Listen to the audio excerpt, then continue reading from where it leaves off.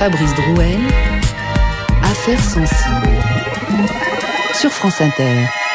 Retour sur la polémique autour de l'interdiction du spectacle Le Mur de l'humoriste Dieudonné au mois de janvier 2014 et retour plus généralement sur le cas Dieudonné. Il existe une sorte de jurisprudence vis-à-vis de l'humour en France qui pourrait se résumer par la fameuse citation de Pierre Desproges qui disait, souvenez-vous, on peut rire de tout mais pas avec n'importe qui. Je pense effectivement qu'on peut rire de tout mais pas forcément avec tout le monde. Dans le cas de l'humoriste Dieudonné, le n'importe qui est devenu n'importe quoi et le rire de tout est devenu rire aux dépens de groupes sociaux et culturels. Maître Courbou, je suis journard perché à tenir une bec une fromage. Il faut que j'aille maintenant? Oui, il faut que j'aille maintenant. Bon, j'y vais. De toute façon, les films sur les handicapés, ça marche à tous les coups, donc... Déjà, les ch'tis, ça avait cartonné, donc... Enchanté, messieurs, dames, on s'appelle Younes et Bambi. Un arabe et un juif. Et on va commencer la première blague du sketch rapidement avec vous, madame, bonsoir. Comment vous appelez, madame? Karima, première blague du sketch, elle est pour toi, alors calme-toi. Karima, est-ce que tu as peur du noir? Non? Même quand il y en a 10? Eh ben... La décision d'interdire le spectacle de l'humoriste doit donc être interprétée comme une réponse légale et morale à la dérive d'un humoriste, Dieudonné, en l'occurrence français d'origine camerounaise et bretonne, qui au fil du temps a fini par ne plus faire rire grand monde. Un individu que les Français ont longtemps considéré comme un antiraciste, mais qu'ils assimilent maintenant dans leur grande majorité à un antisémite. Comment Dieudonné en est-il arrivé à s'attirer les foudres de la République? Et comment, en l'espace de 20 ans, est-il devenu l'étendard d'une mouvance contestataire qui flirte avec l'idéologie de la haine? Dieudonné, de l'humour à la haine, précisément, c'est donc l'histoire que nous vous proposons de revivre. En politique, il y a ceux qui concourent pour gagner et ceux qui trouvent une tribune pour exister. Dieudonné est de cela, car si sur scène il reste un humoriste, en coulisses il se déplace dans une rutilante Mercedes et gère son entreprise comme un patron du CAC 40. Un opportunisme et un management qui lui sont souvent reprochés dans le milieu du spectacle.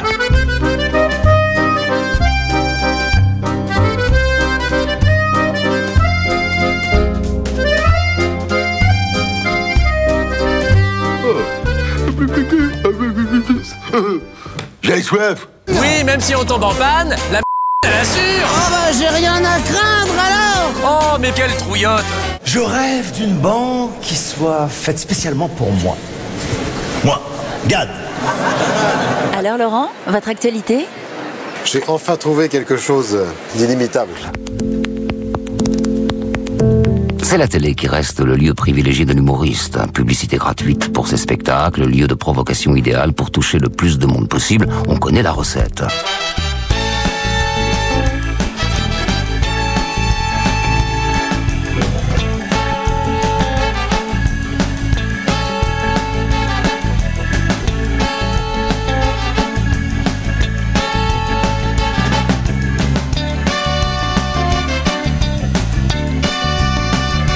Invité sur le plateau dont ne peut pas plaire à tout le monde, l'émission de Marc-Olivier Fogiel à l'époque sur France 3, il apparaît grimé en juif religieux, en juif religieux, en juif religieux, en juif religieux. Ne faites pas d'amalgame parce que ça c'est la question que je vous pose justement, est-ce que vous faites un amalgame ou pas? Une personne qui prendrait cette direction.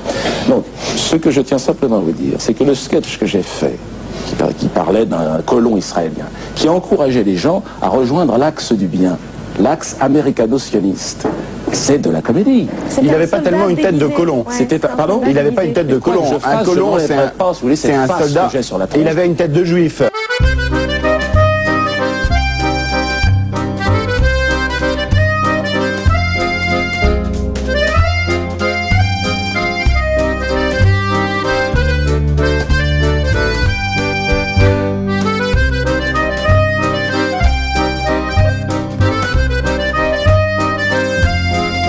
Dans l'émission On ne peut pas plaire à tout le monde sur France 3 et Dieudonné avait porté plainte à cause d'un des messages SMS qui défilaient en bas de l'écran pendant l'émission. Alors je vous relis le texte. Dieudonné, ça te ferait rire si on faisait des sketchs sur les odeurs des blacks. T'es tellement bête que ça me choque même plus. T'es faute d'orthographe incluse. Alors le tribunal a considéré qu'il s'agissait d'une injure à caractère racial et a condamné l'ancien président de France Télévisions Marc Tessier, le producteur, donc Marc-Olivier Fogiel, l'ancien rédacteur en chef de l'émission, ainsi que l'assistant qui avait rédigé lui-même le faux SMS, à des amendes avec en plus obligation d'en faire mention pendant l'émission. C'est dimanche soir à 20h50 sur France 3.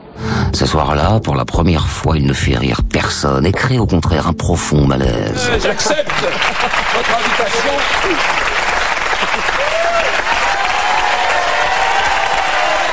C'est le début de confrontations de plus en plus fréquentes entre Dieudonné et les juges qui le condamneront à 6 reprises pour divers délits.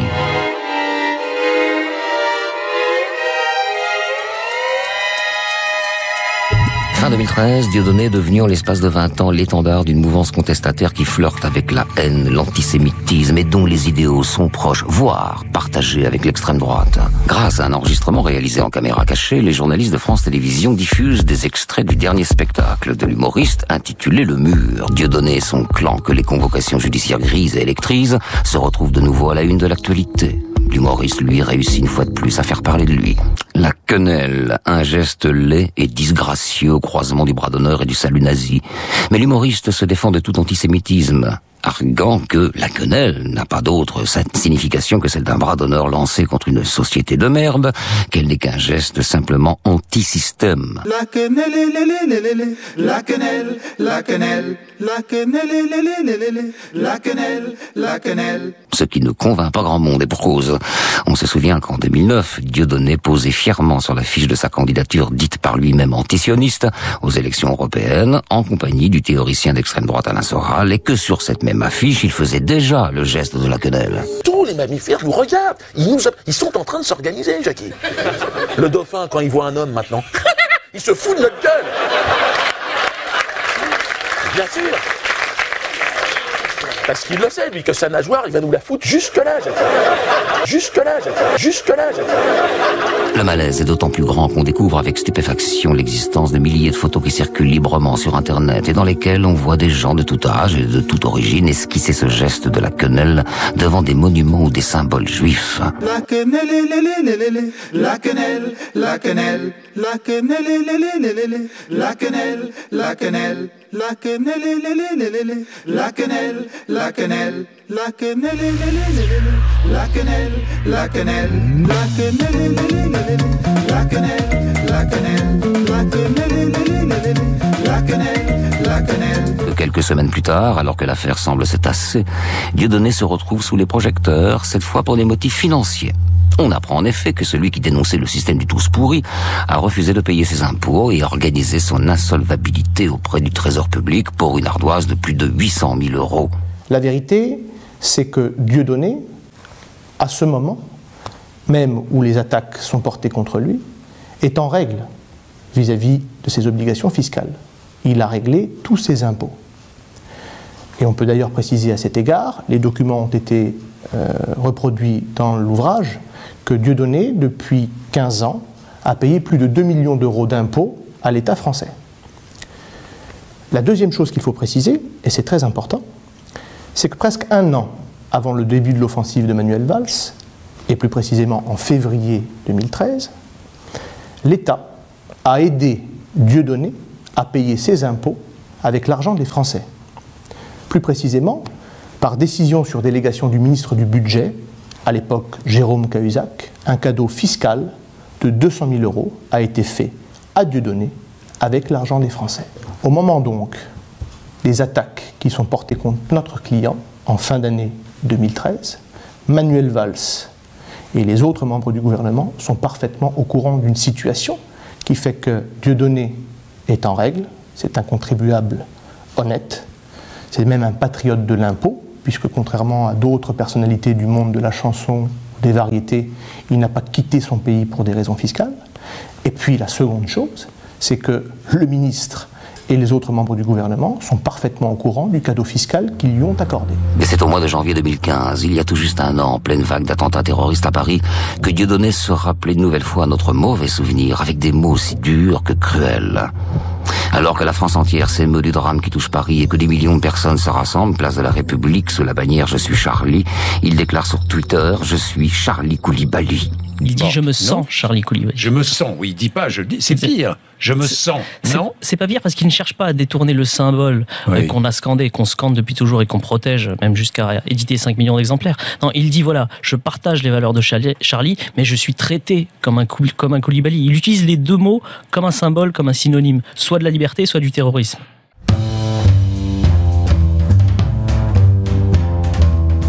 Oh, alerte au Google!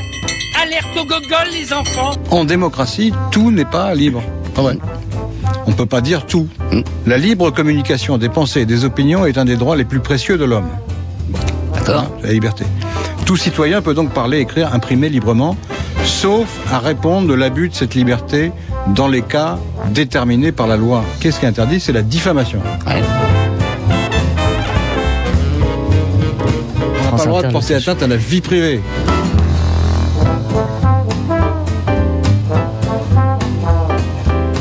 On n'a pas le droit de faire appel à la violence, au meurtre. Ce type, sa mort par exécution par un peloton de soldats me réjouirait profondément. Quatrième chose, on n'a pas le droit d'exprimer des opinions racistes ou antisémites. Voilà, c'est tout. Tout le reste est libre. Et je pense qu'il n'est pas assez futé pour exactement manipuler les... C'est un nègre, c'est un nègre, c'est un nègre, c'est un nègre. Oui, mais la quenelle, c'est pas...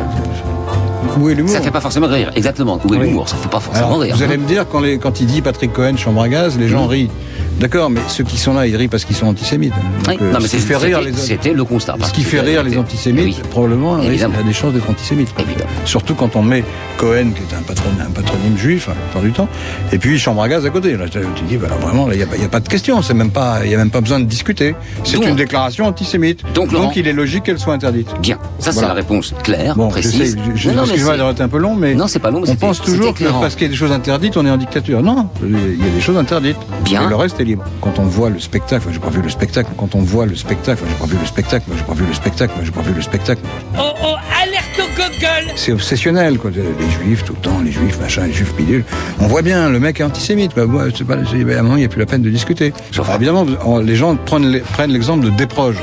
En même temps, bon, on sait qui est Desproges. Il n'est pas antisémite. Alors, il y en a une qui est assez drôle, je veux dire. Je vais me faire mal voir, mais les Juifs n'ont pas toujours été aimables envers le Führer.